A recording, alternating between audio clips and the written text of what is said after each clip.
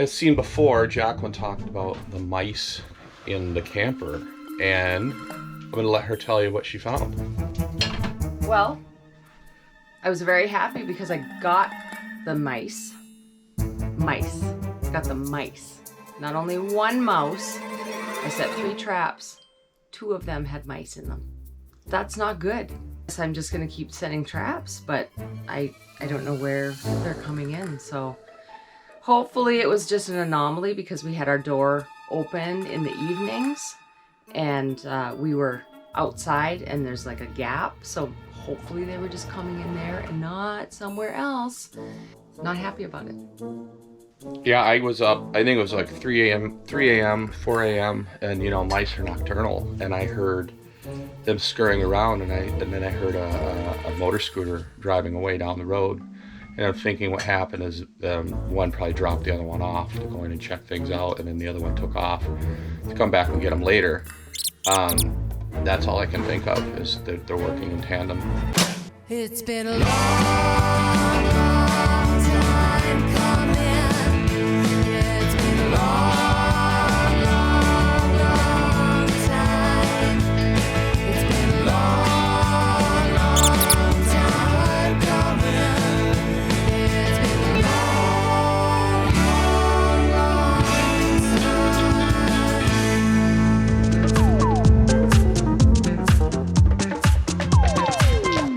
This is just a typical day, and we're sitting here working. We went and ran some errands, and we're in this lovely wooded area, and it has been amazing.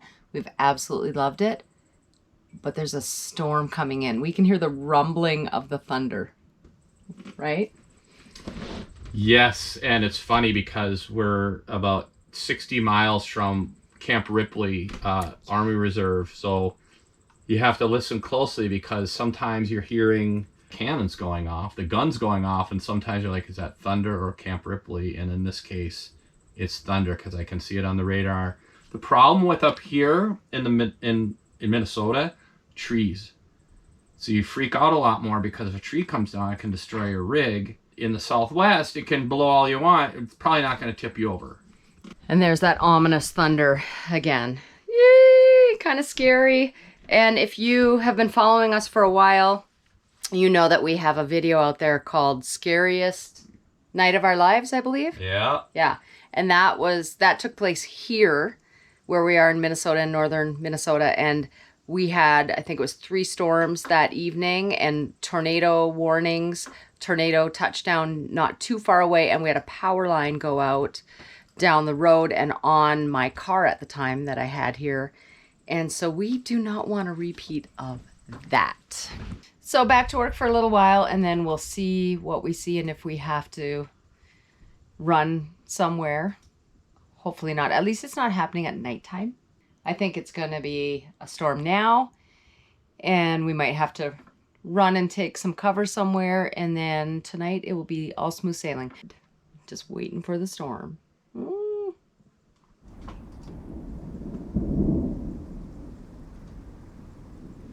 So it's starting to come down and the thunder is starting to roll. So we unplugged from the pedestal where we're plugged in, turned the fridge to LP, killed the AC. I'd rather just be completely off grid. If something gets hit, it's not going to go up the power cord into our rig. I'm going to unplug my computer and we should be good. So we're just going to ride it out and whatever happens, happens. Here it comes. Here it comes. Here it comes. Oh boy.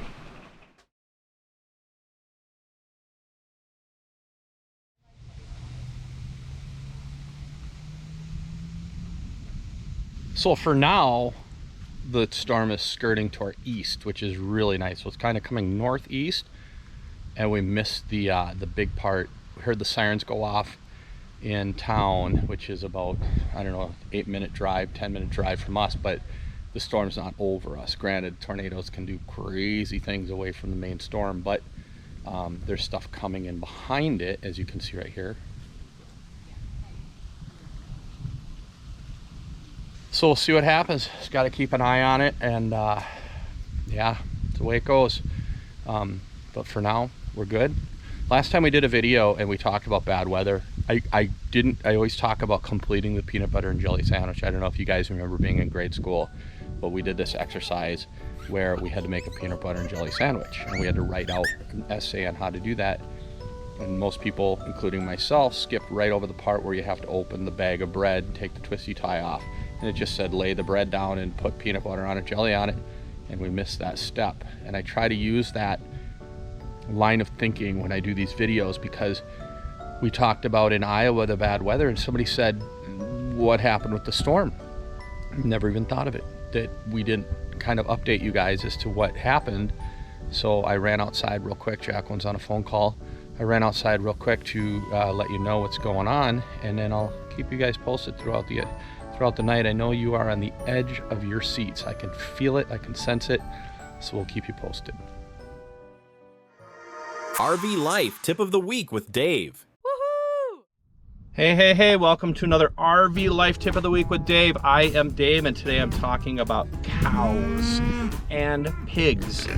When you are out boondocking, watch where you're parking. If you park in this nice, lush grass area and there are cattle around, they will try to get to that grass. And what can happen is they can get under your skirting and they could push up on it, and I have seen it happen to friends where it can completely wreck your skirting under your rig. So make sure, given the option, stay on the gravel or stay on the dirt. Don't go where the cows need to eat. Make sure you check out the 25% off Trip Wizard in the description. Take care, you guys. Have a great day. Today we're leaving northern Minnesota, take off down to the cities, Twin Cities. I always say cities, and you guys don't know, if you're not from Minnesota, you probably don't know what the cities means. It's the Twin Cities, St. Paul, Minneapolis. And we're gonna take off for some shows, a handful of shows, and then I have to get some surgery done, and I'll be good as new coming back up. We're not sure if we're gonna actually use this, and here's how the behind the scenes work a little bit. Our motto is you can't use what you don't have. So sometimes we just shoot stuff, don't know if we're gonna use it or not. If it doesn't fit into the video or fit into the storyline, then we don't use it. But again, you can't use what you don't have. So I'm filming and talking to you guys and telling you what we're gonna do. We gotta get going. We're trying to get an early start. We gotta go dump, get rid of some garbage, and we are out of here. Woohoo! Safety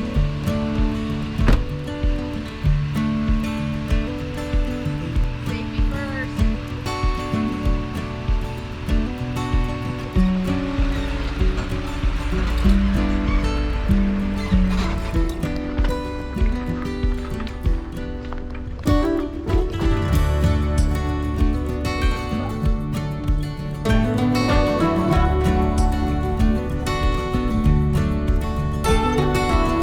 So we have arrived in Northfield, Minnesota.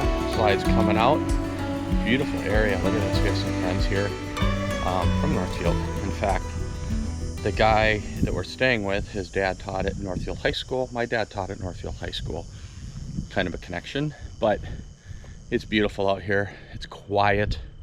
They're letting us stay. It's 100% dry camping, but I'm sure give them a couple bucks, they'll let us fill some water, and we're on our solar, and hopefully it doesn't get too hot during the day and we will be fine. Anyway, 2 weeks now is go, go, go. This is definitely go time. Tomorrow, not to run our entire schedule for you, but tomorrow I have a doctor's appointment in the morning for my pre-surgery, and then I have an assisted living about 45 minutes from here. So we have music this weekend from Friday, Saturday, and Sunday, and then I go into the hospital on Monday, recovery, and then follow up, and right after that we take off back up north again.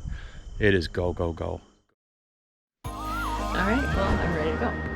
Welcome to another Healthy Living Tip with Jacqueline. Today, I wanted to talk a little bit about type 2 diabetes. Did you know that about 1 in 10 Americans and Canadians have type 2 diabetes, and that might be you. Now, I'm not a doctor, so just remember that. Obviously, you want to be talking to your doctor, but there are, a lot of things that they'll recommend to you, like exercise, injections now. And if your doctor has recommended those, don't feel bad about having to take those, but you still have to watch your diet. That is so, so important. And sometimes people even go into remission, meaning that they don't have to take medications. after they have changed their diet. Now, the number one piece of advice I would give you on that is to follow the glycemic charts. Glycemic charts go from 1 to 100. Basically, all you need to know is that sugar is 100. Take a look at the glycemic index charts and follow those. Here's a client transformation. Now, if you want to learn more about my program where I help people to get healthier, go ahead and send me an email at theborderhookups@gmail.com or follow me on my Facebook page and we'll chat. That's been another healthy living tip with Jacqueline.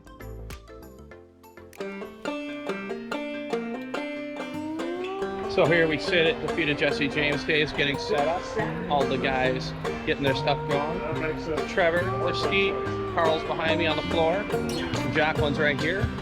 And it's already starting to fill up. It's only 4:15 and the beer garden. It's like people need a reason to drink, right? It's all for us. Right. So everybody here is for us.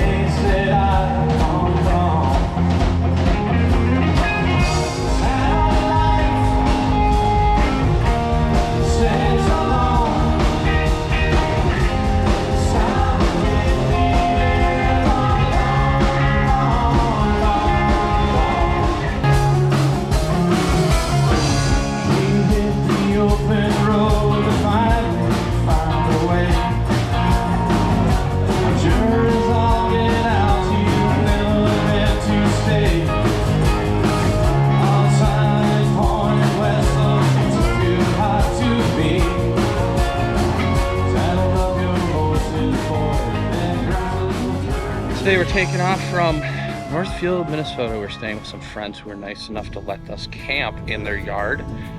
And we're heading over to an RV park today because it's supposed to be 85 degrees this week. And I have to get some surgery done in the morning. And I'm getting out of the wind for you guys, I apologize. And I don't want to be laying for a week in a rig that's 85 degrees outside, which means 100 degrees inside without air. So we're gonna move over there and plug in for the next, a week from today we're gonna leave. Finished the show last night. We played, what did we do? We played an assisted living on Thursday, Jacqueline's first assisted living she's ever played.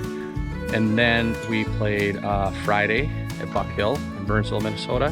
And then we played last night with the full band. My ears are still ringing. Do you guys see Bubbles?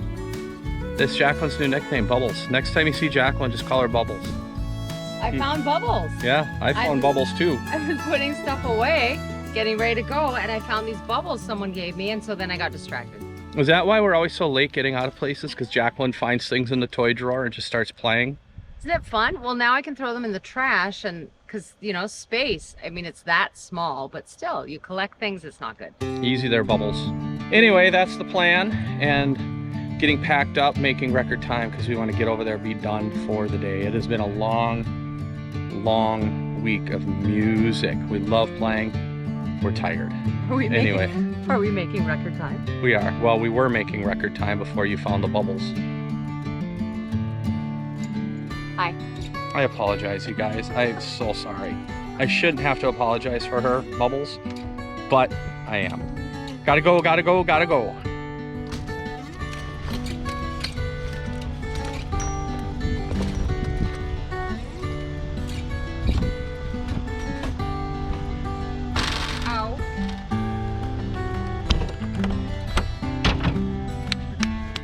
Let's do this. Indy is in need of a wash. Yeah. That's just ridiculous.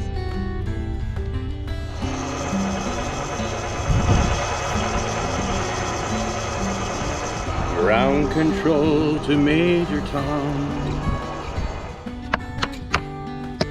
It was nice that our friends let us stay here. Yeah, right? It's been a great place. Nice and quiet, close to our events that we needed to get to. We'll have to send them a bundt cake or a fruit cake. Sure. A cheese platter. Time for me to do my job.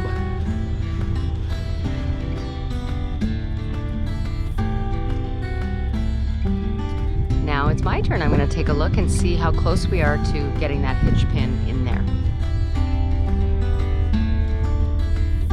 Oh, that's off. All right, go towards passenger. So we always use directions, drivers or passenger, because it just gets too confusing if it's right or left. So passenger and driver. Let's take a look. Perfect. That's looking good. I'm just gonna get you a little closer now. Stop. All right, now you can see that it's still kind of high and I don't want a high pin. So I'm gonna have to lower the camper so that it fits nicely in there.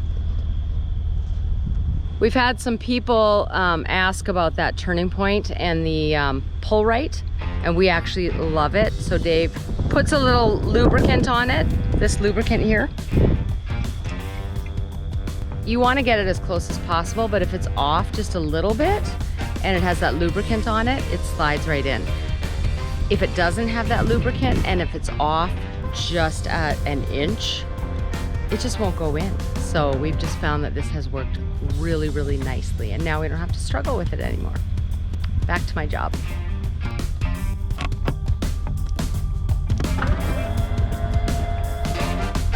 Little more, little more.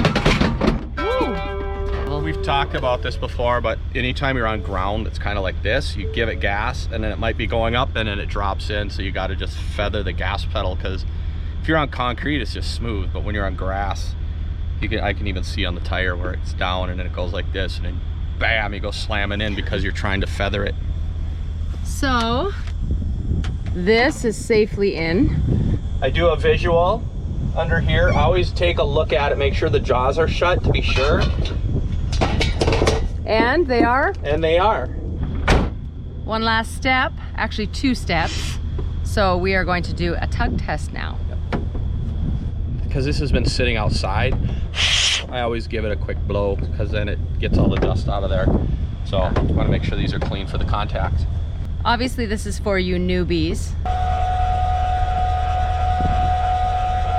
So we just pull up our front jacks a couple of inches, just a little bit, enough so that if our tug test didn't work and the camper fell, it would not hit the bed rails of the truck. There's only, you know, it's up about that much, and the bed rails are up, I don't know, that much. So you just want to make sure that you're only pulling it up a little bit, but enough so that you can do a tug test. So that is what we're gonna do. Looks good. So all we did was pull it, and I usually just look at the hitch and I can see, you know, that it pulled okay and it didn't let loose or anything like that. So now I'm gonna take the jacks up the rest of the way.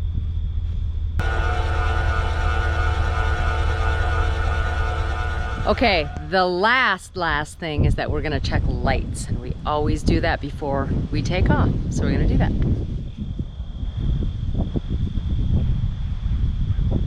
Okay, brakes. Looks good. And that's it. Now we're ready to go on down the road. Let's do this. Hey everybody, thanks for watching another episode of the Border Hookups. Please remember to subscribe and to ding that bell so that we can let all of you know as when we have more episodes coming out. And if you like what you saw in this video, please give us a thumbs up and comment so we know what you were thinking. And we hope to see you out here. See you out here. It's kind of funny because people have said when they meet us that we're taller than they thought we were. Did you know that? Well, we wear stilts and live when we leave normally when we leave the rig we wear stilts. I don't know how to show like our height, but Could buy a shorter You know. camper. it's not like I'm 6 feet tall or anything. But you are. You're taller than that. All right. See you guys. Bye. Bye. Bye.